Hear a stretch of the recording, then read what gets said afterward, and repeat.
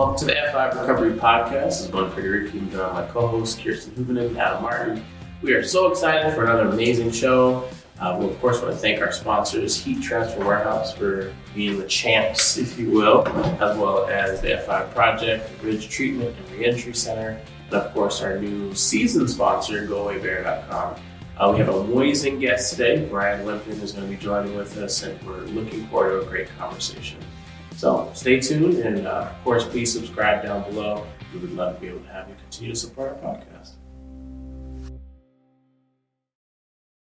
Hi, Bryan. Hey, good morning. Good morning. Glad you're with us. Thanks for being here. No, excited. I really appreciate the opportunity to spend a few minutes with this all-star crew. Shit. Okay. My reputation. Right on. Well, welcome to the show. We've been doing the show for like 3 years, or 3 seasons. Sorry, 3 seasons.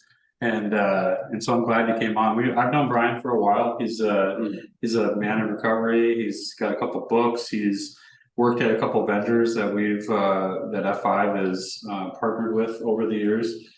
Sponsored events, flew in to go to events. Like he's the all-star here. Yeah. Like he doesn't even live around here. Yeah. And he probably works more than most people I know. So I appreciate everything that you've done for F5. I'm glad you came on today. No, it's it's and like you said, we've known each other for a while, and I've had the pleasure of coming up there a couple times, which has been, it's just been, I come away from that way more, taking way more than I give, right? I mean, it's classic that you hear everybody's stories and spending time with everybody with F5, is the majority of the time that I've been up there, and oh my gosh, like it's fantastic. So it's just a pleasure to be able to talk a little bit about the new book and what's going on, and just grab a few minutes. You wrote a book. Like I have a friend that has a book. That's crazy. That's wicked. So cool. Well, Ricky is he's our guy. He's the question answer. He's the host. He's the man with the plan. So I appreciate you're on, and I just wanted to make sure that everyone knew how much you've done for F5 in the past. So thank you. Absolutely. So, Bryan, obviously we're going to get to your book a little later, but I wanted to start just so if you can share, obviously Adam kind of just share a little bit about yourself, but if you can just share a little bit about your background, but specifically if you can share a little bit of your recovery story with us and how you were able to get yourself to this place. Sure. Yeah, absolutely. So Bryan Wempen, and I actually live in Santa Fe, New Mexico. If you've never been, put it on your bucket list. Great place, great food, great people, all that stuff.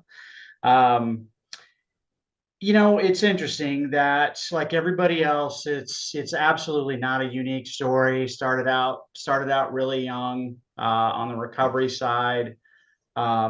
Just as a caveat, the last 9 years, I've been able to be actually in the industry to help try and deliver services around mental health and substance use recovery and public health, which has been, kind of the highlight of my career, because I actually get to help people, try and find their way on their journey and be a part of that support mechanism. Mm-hmm. And I'll kind of start with something that happened actually last night. And so I've sent a handful of books out. I want to know, we'll get to that. And one of the guy that is part of my story, he's the one that I called when I was absolutely, I was done bouncing at the bottom. I did a lot of bounces, lots and lots of bounces. And I finally was there and had just enough pain and just enough, thank goodness, awareness to, if it didn't change, I wasn't going to make it. And so the guy that I called 13 and a half years ago texted me last night about 8 o'clock and said, "Hey, thanks for the book.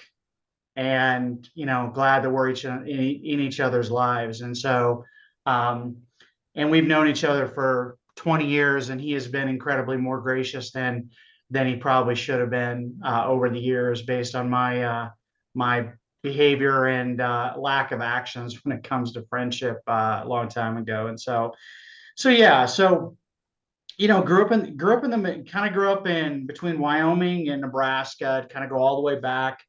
Kind of all started. It was interesting. So everything was pretty normal till about 5, and then things started took a little bit of a turn. And so I've kind of had the chance to really reflect and think all the way back, right, and see like, okay, why is this different than than other people? Why did this kind of start? What was it? Like, I've been able to, and especially writing, you kind of have to unpack that.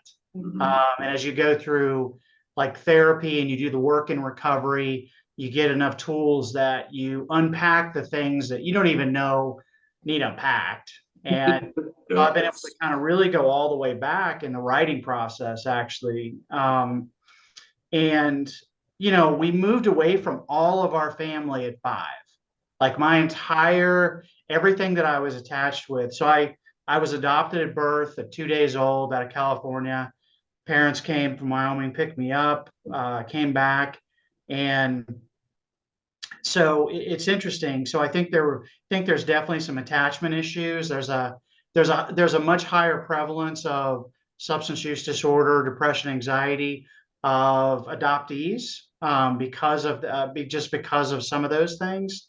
And so I think I fit right into, again, not unique, fit right into the statistic. And it kind of started when we moved away from all the family, like all of my family, adopted family, everybody, both sides, both sets of grandparents, everybody, tons of aunts and uncles. We moved, and it was total isolation. Moved to a farm in Nebraska, and which is just sort of Dakota Lights, if you think about it. And there was nothing there, right? So we kind of started over, and we had a lot of volatility because of, my father had kind of undiagnosed PTSD from, Vietnam, which again was kind of an awareness after I got in recovery and he had passed away, that what he was battling, right? Because I couldn't stand him my entire life. Like he was everything. I worked so hard my entire life trying to be, until I got into recovery, and trying to be exactly the opposite of him, which caused another issue. Is I didn't really get to develop my own personality because I was at a young age was trying to be the opposite of something. And so when you're so focused on, okay, I don't want to be that, you forget to be what you are. And so, which kind of just layered onto everything. And so yeah, so it was kind of, nothing serious until, got, again, 13 years old, right in the statistic. It was the first time that I had the opportunity to go drink as much as I could drink, because my parents really didn't drink very much. Worked hard, they probably workaholics was the only, kind of ism that was other than some other emotional stuff. But man, it was the first time I ever had a chance to drink full blackout. 13 years old, drank as much as I absolutely can. And it was one of the, threw up everywhere, got in a fight, probably stole some stuff. I don't know. I don't remember. And it was probably one of the greatest nights of my entire life up to that point. It was fantastic. Couldn't wait to do it again. Once I decided I wasn't going to die the next day from the hangover. I was so like, okay, that's it. Like that was amazing. And I started chasing that way to change how I feel I was a daily drinker, but that was 13. By the time I was 16, I was a daily drinker. Thank goodness I was just smart enough to learn how to take tests well. So academically, I didn't have people on me because I was able to stay right in the middle of the curve. And so didn't have people messing with me. Parents are like, if you work hard, you go to school, you don't get arrested, then you must be you must be doing all right. And so yeah, and was good in sports, was doing all those things, but was just a mess at 16, right? I was already managing the duality of being, and not in recovery at 15, 16. So I had a very splintered life, right? And I would show up and do what I had to do here. And okay, well, he must be all right. Then I would show up and do it over here. So very few people, because I had some teachers, this is in the new book. I had a couple teachers that left when I was 14 that were coaches. And that was again isolation. It just layered on some isolation.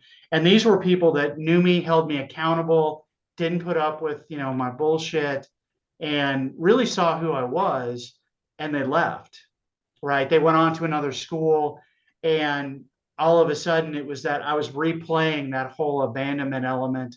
And so no accountability, right? It was like the night that I could drink everything I wanted. Now I could do everything that I wanted. Nobody really was going to hold me accountable. And that just layered on top of everything. And so yeah, so I, made it through that, didn't, wrecked a bunch of cars, blew cars up, didn't actually get any arrests in high school. Um, so couldn't stay in high school, went to basic training and for Army National Guard when I was 17, graduated early, went in that, and I'm like, okay, that's going to fix everything, right? So I was already in the cycle of people, places, and things are going to fix it. So I was still chasing things to fix how I felt. And so yeah, went there, and that was 5 months of only one night of drinking. And the only night that I had off, we got blackout wasted with a bunch of people, a bunch of guys off base. So, but that was 5 months of absolutely no alcohol, except that one night. And so I get back and things are going to be different. Still 17, so I'm still young.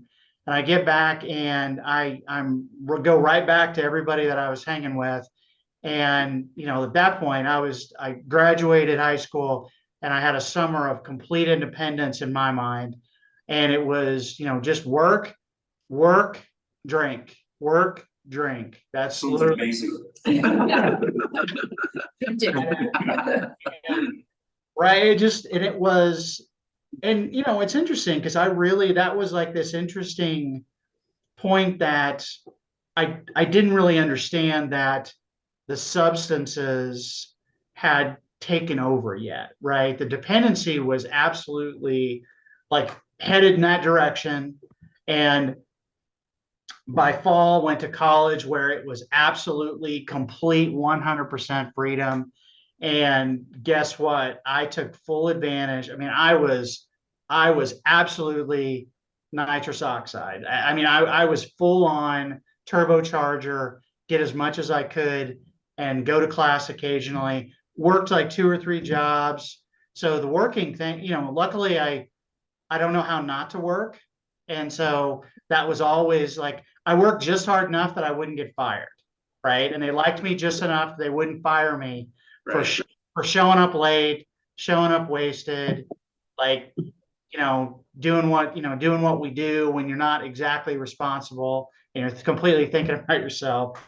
But nobody would fire me because I still, even doing that, I was still one of the hardest workers and everything. And so, but then, unfortunately, I was introduced to cocaine at 18, and that was an entirely different, transcendent experience, not in a good way.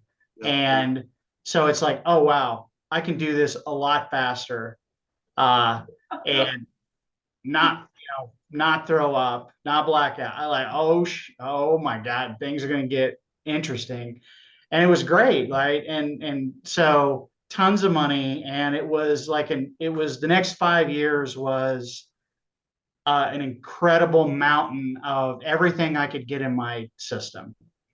And So, and I finally basically had an overdose, and decided that might actually kill me. Like the drug side of things might actually kill me quicker. So I decided, okay, I'm done, and spent about 3 or 4 months trying to stop myself, and just couldn't do it. Like I really couldn't do it, and I was drinking a lot. So I graduated, the college I was going to was gracious enough, out of the, I don't know why, to actually give me a degree.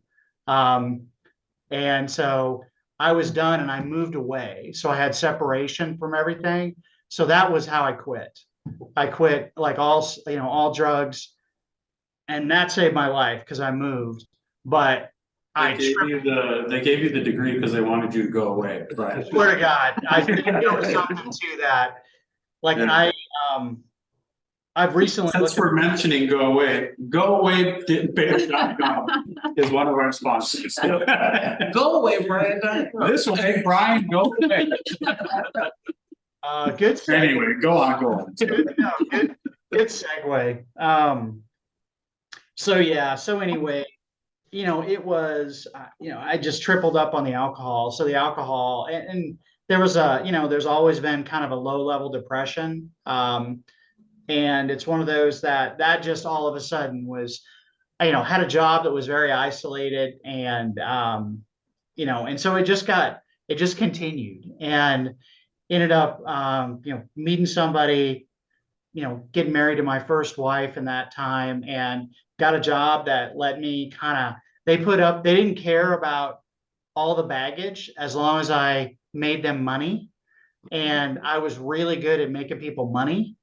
And so they put up with all the fallout from my drinking. And I ended up traveling around the world working for them and solving problems, and I just recently saw some interview with a celebrity talking about how they were at the height of their fame, making the most money they never knew they would ever be able to make, and felt the most isolated and miserable and on the verge of death that they've ever been. And same thing. I was accolades every day, running a big team, making stupid money, and I do mean stupid money, had a stupid amount of responsibility, was traveling, different parts of the world. And I don't think I could have been a whole lot more miserable, because I was just, sober up enough to get through a few hours and then start drinking. And then that cycle was so vicious. And, it took me through, my God, until 2010. And we're talking 99 until 2010. That cycle just repeated, and I was trying and kind of get to the end here. So, and I became a really heavy duty binge drinker because I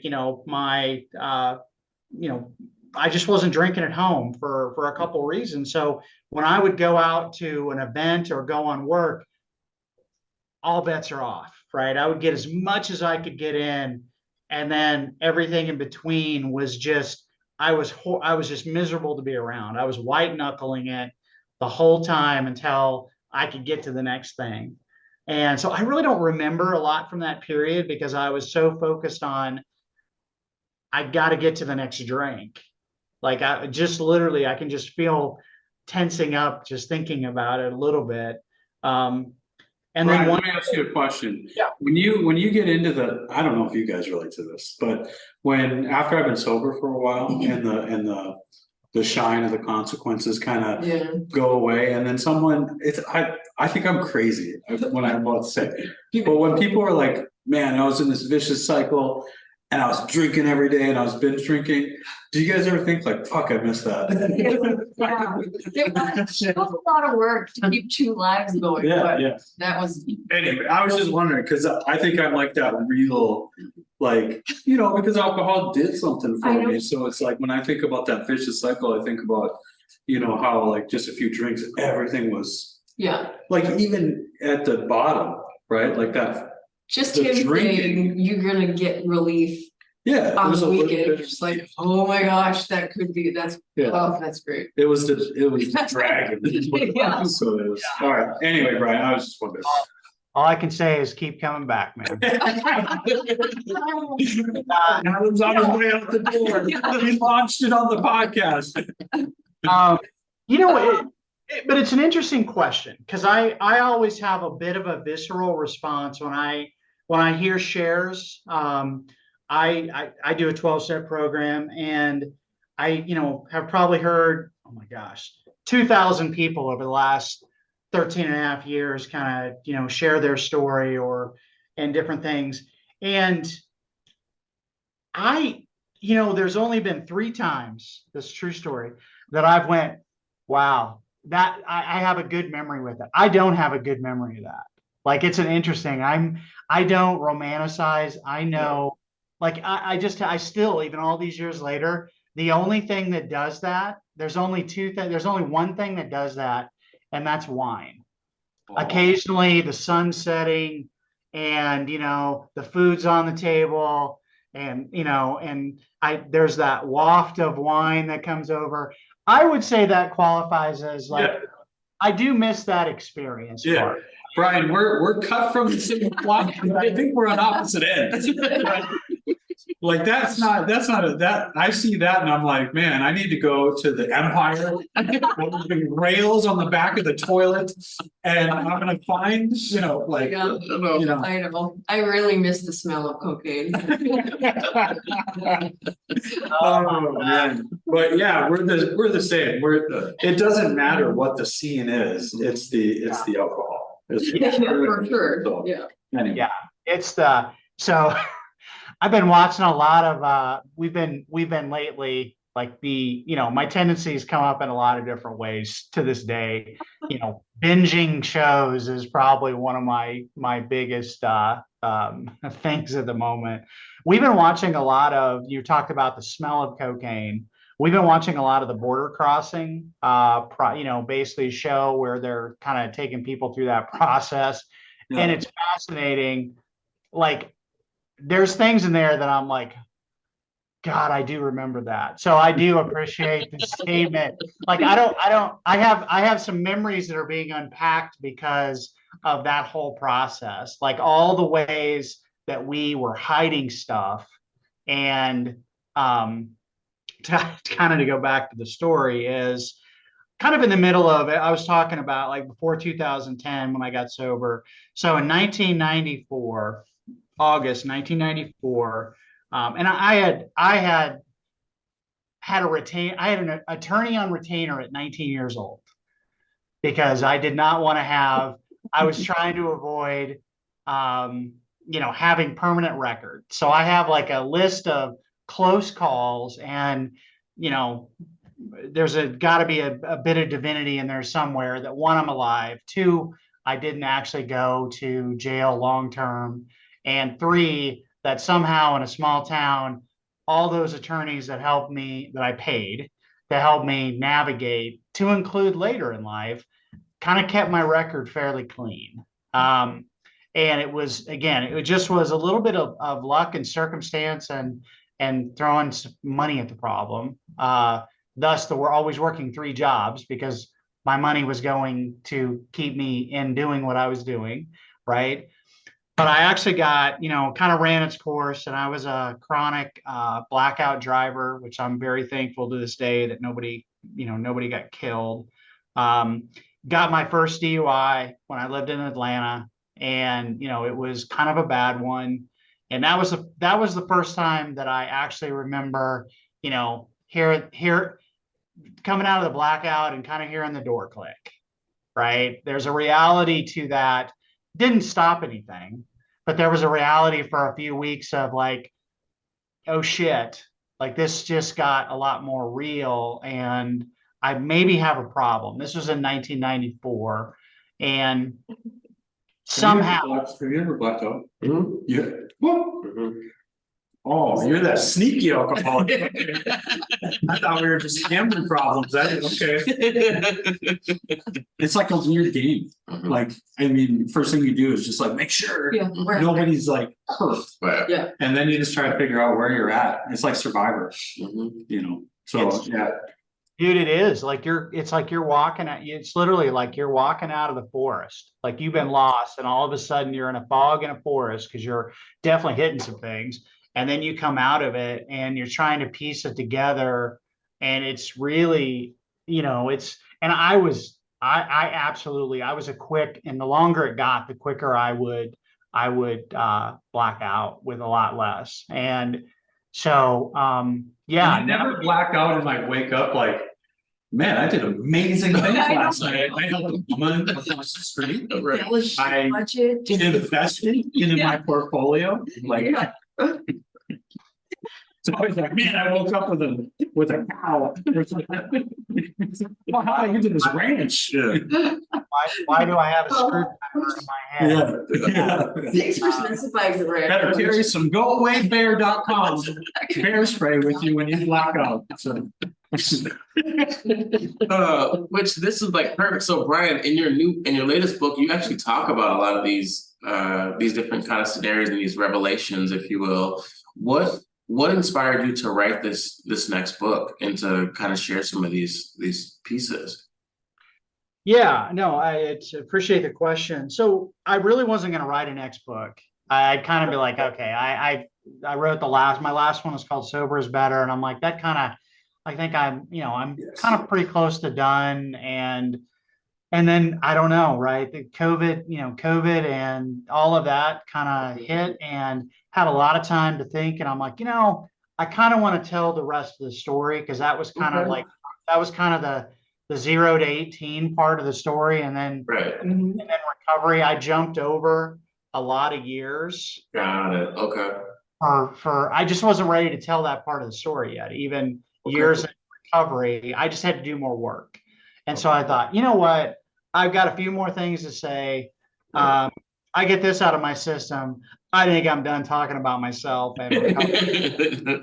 I'll talk about like recovery and navigating other things, but I'm done talking about myself. Like if I get this out, and it took an extra 6 months to write the book. Actually, it took about an extra 9 months to write the book because I was just trying to sort that out, right? Like what I wanted to share and how I wanted to share and all that stuff. And so, but I wanted to kind of let people know, like just because again, and it's amazing getting messages where people are like, I love the book. I love that you outwardly share your story with anybody if they ask or want to listen or happen to be listening. Like professionally, I've been sharing my story for, since a month or two after I got sober, because I was going to conferences and I literally was going from, I'm the first one at the bar. Who's going with me? Let's take this hill. We're going to drink everything in here to I'm going to bed early. I'm out. Like, and they're like, what the fuck's going on? Right. But the funny thing was, and we'll kind of go back to the book is, and I wrote about this in the last book. I was so concerned, like a lot of people, and what I learned, and this is for everybody that listens to this, when you're early in recovery, the majority of people don't give a shit about you drinking. They're concerned about their own drinking. And so nobody really, it was literally, I thought it was going to be a big thing like most. And they're like, okay, great. You can drive. Right. Like it was this transit. Nobody cared. They were focused on their own shit, not mine. And so it was much easier to kind of work to extract myself from that process, which was nice. And I mean, I had to deal with all the other stuff of like, am I missing out, and kind of go through that process for a bit. But people don't give a shit. I mean, they're there to wind down or wind up or whatever on there. They don't care about everybody else. And so that was a big thing. But yeah, so writing the new book, I literally just I wanted to kind of do a complete story that had a lot to do with kind of the like in recovery, right? Because that's so important, because the taking the substances or whatever the addiction is out of it and you go into recovery, that playbook is very dynamic. It is very changing. Like life's coming at you, and the living life part is way more complicated, especially once you're in recovery for a few years. It gets way more complicated because you don't have the HOV lane, the quick way to anesthetize or take out all the bad feelings. You got to deal with your shit. And so you got to figure out how to use the tools, how to deal with it. And the more that you get into that, the more you unpack. And so, yeah, so that was kind of the genesis of it. Is I wanted to make sure that everybody had kind of a full story of somebody in recovery, that didn't need to end horribly, right? It didn't need to be, it just didn't need to be like this big thing. It's like, okay, this is just the normal process, called a guy, he told me how he did it. I started going, to meetings, and I've kept going to meetings. I got a sponsor. I, worked the steps multiple times. I kind of adhere to that philosophy. I'm not a harm reduction guy. I can't do it. Like, it's either everything's on fire and there's an earthquake and a hurricane and a blizzard happening, or I don't do it. Right. And I got a chance to actually live life and be a decent part of, help people, and, and be a decent part of our living experience. I just don't have that choice anymore. And I know that.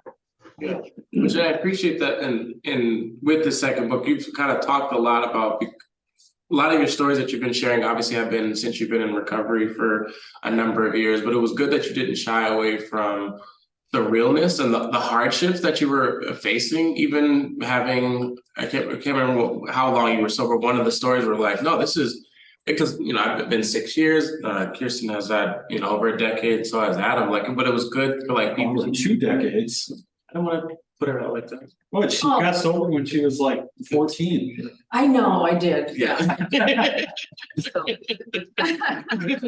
Listen, you're talking sobriety. You did it right. Earned that shit. That was pretty good for 60. That's right. Yeah. And thank you for all your shares, by the way. Like, it's fascinating how much, I've huge fan of the show, first of all, huge fan of the program and the practice and everything that you do up there. And that all means a ton. Like, it's, you guys are in it every day. So you're just doing your thing and you're helping people, but there's a lot of people around the world who really do, not to put any pressure on, but really do count on the shares that come out of your community. Yeah. Mm-hmm. Yeah, that's true. As an inspiration, right? Like, okay, well, they're doing it, and it looks cold as shit 6 months a year up there. So anybody, That's why the work is so easy, because they have to come inside. You don't have to chase people very often because it's so cold. Just offer a coffee. But I think it's, I was thinking while you're talking, and I was thinking about it a little bit this morning, why the community aspect is so important, right? You heard the rat park, analogy or whatever. They got Ferris wheels and have sex, and they don't do the heroin laced water anymore. I think it's more than that. I think it's more than just there's like excitement or whatever. I heard a little bit about this guy from the last mile. It's that coding program in the prisons or whatever, but he was talking about proximity. Like, it's so true, because even with the programs that we run in the prison, they put them in their own pot. Yeah. Versus being amongst everyone. Yeah. And then they all come out of it a year later way different. Yeah. Than they were if they still had access to the trap, if that makes sense. Yeah. You know what I mean? So, when we used to hear in meetings or whatever about like, wherever you go, there you are. Well, I don't think that's true. Yeah. I think it depends on intention. Mm-hmm. If I'm moving away to run away from, to go do drugs somewhere else, that's one thing. Yeah. But if I'm like uprooting and going to treatment and then deciding to live somewhere else, and I'm going to be part of that recovery community, your identity changes.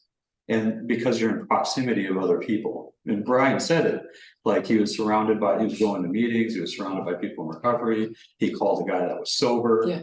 And I think the most important aspect of community is the proximity, Yeah. right? Welcoming, grace, proximity around other people who are just like me. Yeah. Is more powerful. Like, because I've tried to look at like all the people I know sober, what's the common denominator? There's some that believe in God, there's some that don't, there's some that went to NA, there's some that went to A, there's so many different variables. One aspect, they did it in a group. Yeah, that's true. That's Yeah. true.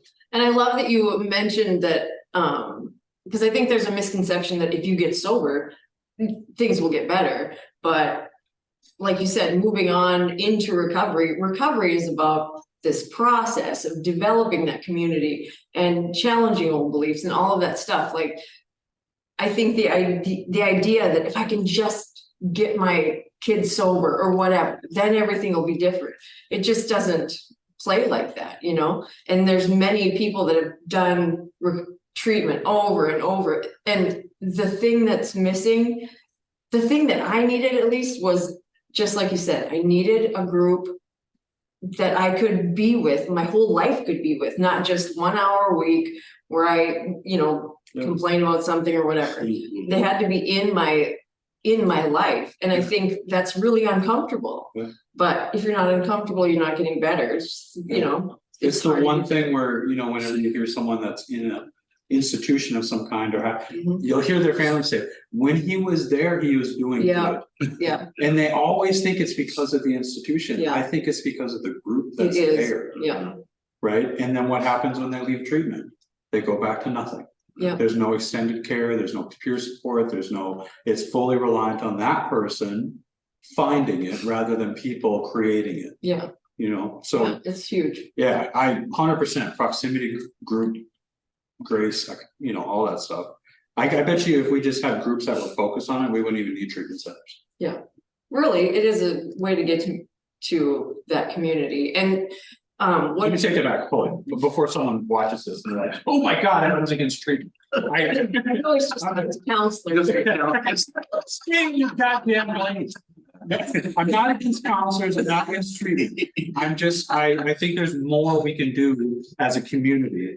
And if we did it, I don't think we would ever need treatment centers later because everyone found their role in responding. Right, because treatment centers are big because we're not working collaboratively together and trying to, so treatment centers are awesome. Yeah, They're providing a service that a lot of people don't want to do. yeah. Yeah, it's just the workers in there. Yeah. It's. What? Someone's gonna watch the treatment center. The reach. I can't tell you, when I did that video about staying in your own lane, how much shit I got from the counselors. I was like, I'm not just talking about the guys. I'm talking about just people in general, just staying out of the way. Just let us Glad they hosted you. build a community. Yeah. Yeah. Anyway. Well, when I was doing counseling, they had, which was not that long ago, but when the counties you could call someone at the county and say, I want to keep this guy a year. And then they'd say, yeah, and then the guys that stayed for a year, there were probably a dozen. They all stayed sober long-term because they got to be there a year. The whole 3 month in out that insurance will pay for, which that's a whole different issue, is proven ineffective. It's just like, where are we putting our resources, Anyway. What were we saying, Bryan? Yeah, just for the record, Adam doesn't want treatment centers to go away. So go away bear spray. You need to get it now. Yeah. Try to help you dovetail a little. Yeah, I appreciate that. I don't know if you know what goawaybear.com does, but it makes treatment centers go away. So, just I want to Somebody can take that, I'm gonna get in a lot of trouble. go back to one of the points raised. When I was probably 3 years sober, that was legitimately the first time that I ever considered suicide. Like, it popped into my head, and I had consistently done the work, right? I mean, life obviously was continuing on and there was a lot going on. And it came out of nowhere, right? And it really, like, it shocked me a little bit. Like Yeah. I was in, and so I'm like, what was that? I remember literally saying it out loud, like, what was that thought? Like, I don't even understand where that came from. But once the door opens, like, it's open and you start thinking about, you start processing that in a way. And it freaked me out a little bit. Like, I was like, Yeah, it should. yeah, right. And so it was interesting. So, like, went to a meeting, and my sponsor at the time was there, sat with, and I said, hey, can I talk to you afterwards? And he's like, sure. And I would say that I'm kind of lower maintenance on the sponsee side, to the point that they're like, I don't know why you're a Yeah. sponsee. You need to actually do what you're supposed to do. It's actually I fine, call it or low it's maintenance. totally fine. Yeah, Yeah. other people call it not doing the work. Yeah. But I'm like, so I was like, hey, can I talk to you after the meeting? Like, it's kind of important. And he's like, okay. Like, he's pretty, and he was pretty direct guy. And he's like, we sat down and I started telling him this. And he, and he'd been sober for, at that time, probably 26, 27 years, right? Been through the gauntlet.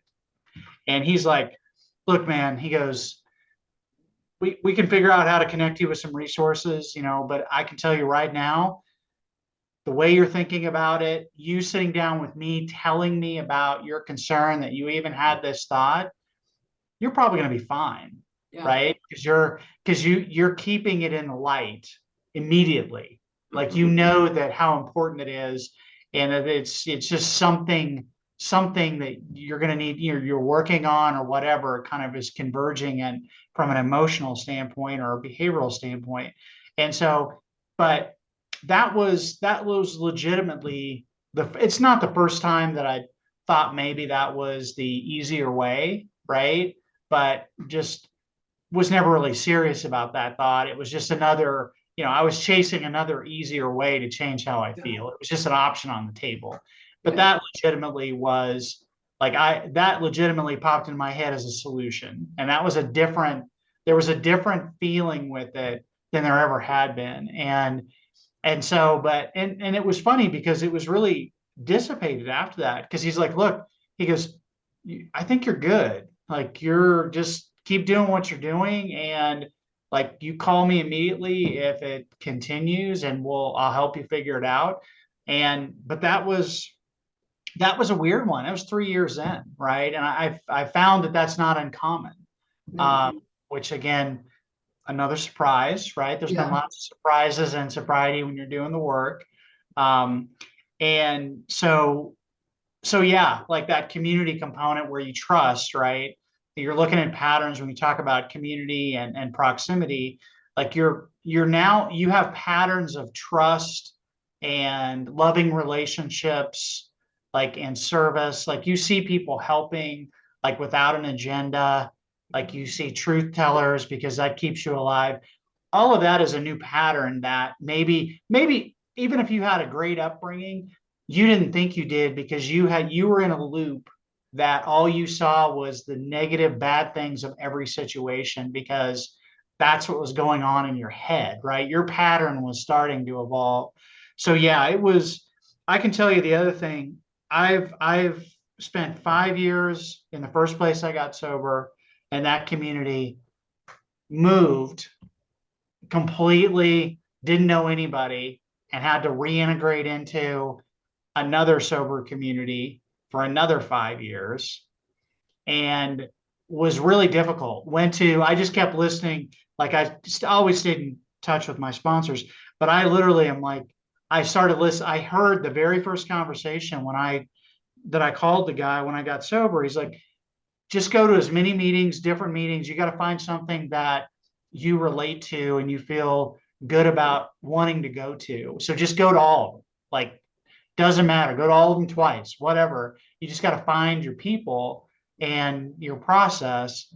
And so I kept that in mind. So I went to, like, 13 different meetings when I was in Kansas, when I moved to Kansas City, like, south, north, gay, straight, Like I was literally like, I don't care. I just want people that are gonna like I connect with, that I can, come and share and listen to what's going on in their lives consistently.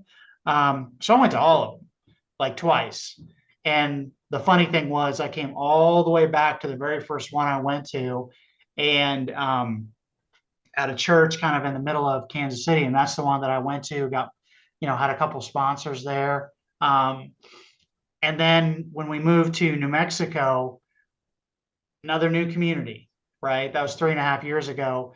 The good thing was I was coming out here for work. So I had already found a clubhouse that I was going to meetings when I was coming into town. So I started going to meetings. So I'm on like my third chapter of finding that community. And it takes, it takes a minute, right? Because not naturally comfortable having like people completely embedded in my life of what's going on. And so it just takes getting to know people and, kind of going through that process. But about 3.5 years into it, Sunday, went to a meeting, went out to breakfast afterwards with about 8 or 9 people. And it was awesome. Like it's truly about 3.5 years, I'm kind of finding my legs of this community and everything. And it's a great sober community. And so there is a lot, and we could literally talk for days about reinventing like an actual efficient support, prevention, identification, actual treatment and support model. Like there's way better ways that are used around, in different parts of the world that are, better use of resources. And, but it's the same thing. You can't untether people and expect them to repeat a behavior that they just don't really have a capacity. Right. And so that I really, really 100% believe that. So. Well, I appreciate that, Brian. This is a good episode. Yeah. Brian's got a good story. Yeah, well done, Brad. Yeah. Yeah. We have like 10 minutes left. So I want to make sure, Brian, that we get a chance to plug anything, like for the book. Like, what's the best way to be able to find you? Are you still speaking? If people wanted to come see you speak, like, is that still something that you do? Can you share a little more? Yeah, absolutely. So again, have like professionally, chief revenue officer for Remble Health, and we're basically a 24/7 digital mental health support platform, right? So we get to work with treatment centers, agencies, counties, states to try and make that aperture of support get everywhere you can get Wi-Fi and internet signal. So I get to do this every day. Right. That's all I do is talk to people that are trying to get people better. And so just had to do that plug real quick. Yeah. And so totally get the book. So the new book is called, Fuck My Demons, Redefining Normal, a journey to spirit. And Ricky read it. Yeah. Well, when you told me that, I looked him up to like learn a little more about him. And I saw you had a book. So I'm like, oh, I bought the book. It was great. Oh, yeah, I bought it on Amazon. Yeah. Thanks for that. Do you have an audio? I'm an audio book guy, Brian. Do you have it available on audio? This book isn't on audio yet. Oh, if you need a reader. I can read. Yeah, we can be the readers. It's really important that the reader has a great voice. Yeah. Because I was listening to an audiobook the other day and it was like an intern or something. Ooh. And I was like, this is great content, but I cannot stand this voice. It was just like penetrating that part of my ear, like at that octave where it's just like, God, I sound like my kids crying. What if that was the author? Huh? What if that was the author's voice? It was not the author. There's no way. It was an author.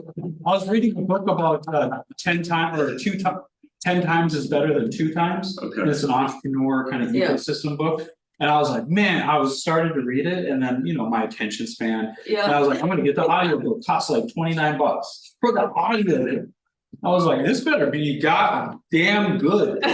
I started listening to it. It's like, hello. I was like, God damn it. Where's this money? Hello. There is something to that because Richard Branson's the second part of it, the second version of his autobiography. I don't know who the reader is, but I can't listen to it. Like every time I work myself into a bit of an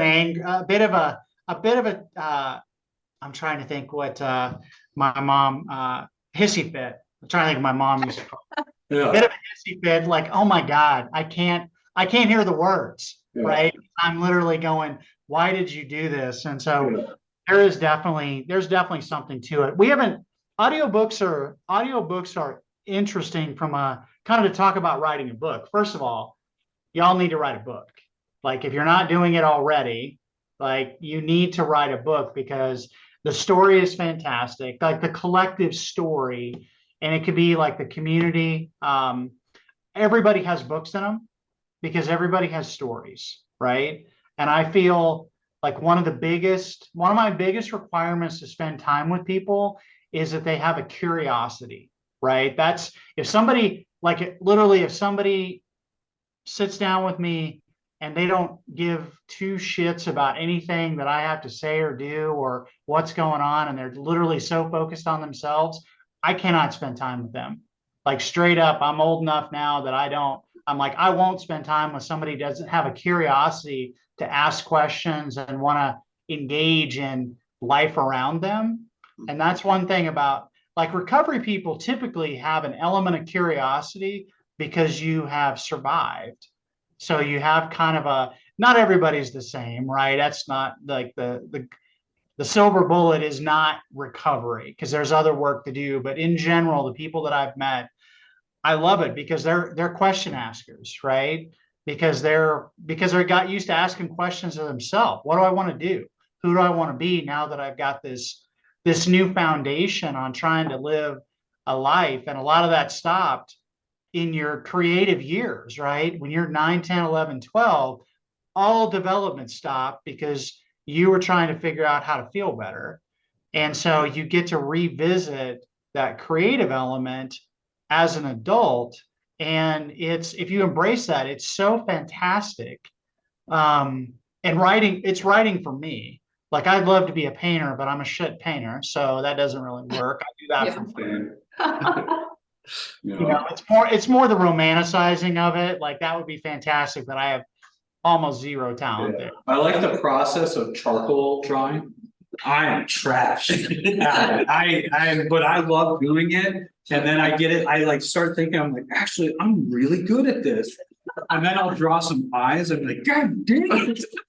They're all deformed and Same thing. If I happen to draw something that's interesting, I'm now, the Van Gogh of Santa Fe until I try and do it again. And then it's like, oh my God, I'm so not talented. You got lucky once, Al. I don't know how you pulled that painting off, but you did it. But you never again. Yeah. So again, y'all need to write a book. Just saying, and any way I can help, I would love to, because it's a great process, and it really truly there are elements. I'll tell you one interesting thing about writing a book that I didn't anticipate is it's published and now it's out in the world and you have no control over that narrative. And you're like, oh my God, what did I put in that book? Yeah. Oh, that's like how I feel about my Facebook updates. As soon as I post a Facebook update, it's got like yesterday or emails. I sent out that email. Did you get that email? I was going to respond. Somebody else has already. We're doing a migration from Google to Microsoft, and I sent out just the step by step. I'm here for you. I'm available. Whatever. And then at the bottom, I said, very end. At the very end, I said, if you have any issues between, or if you have any issues now or during the migration, please let me know. That's what he thought. He Sent. And then I get an email back. It said, I'm gonna have to talk to HR about all the kisses. And I was like, what? And then I go back and I read my email. It says, if you have any kisses for me now or whatever. 110 people Yeah, all staff. All staff. XOXO. Yeah. I should have put that when I sent out an email today. But all I said was like, hey, I'm available today and tomorrow for any issues. Quotation, kisses. Yeah, you should show up with a bucket of Hershey's Kisses just to get it. Yeah, like, that's not This is what I bad. actually. Yeah. Yeah. On brand.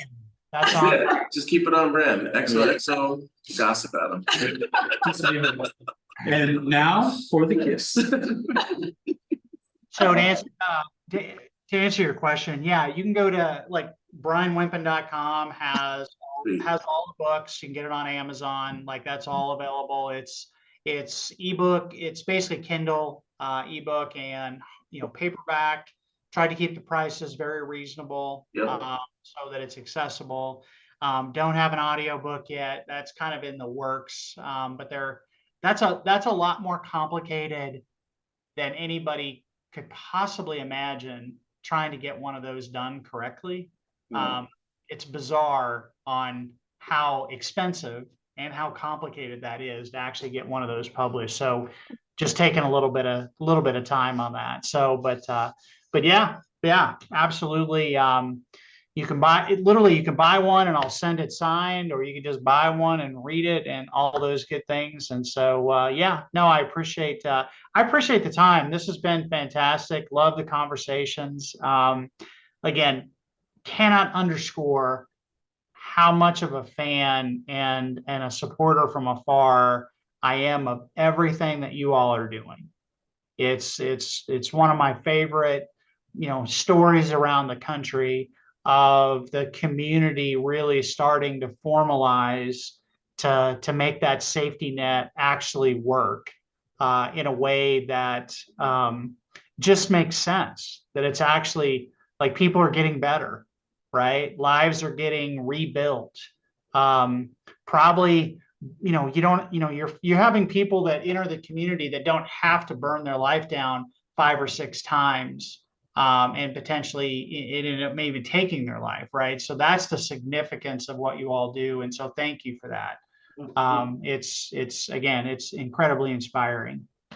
Well, Bryan, I've been doing it all by myself. And no, we got to really. Shoulders, man. The shoulders got bigger. I'm glad you brought that up. I've been wanting to tell everyone. No, we got a really great team. Everybody, I think that's what's really good with F5 and the Ridge and everybody knows their place, and they just, out. I mean, last night, Amber Lund was out driving people to meetings at 7 o'clock at night, and then we have some other people that are, helping people with everyone knows their skill sets. Yeah. And they really double down on those efforts when they're working with people. So I'm super proud of the team across the state and soon to be in multiple states. So to be continued on that.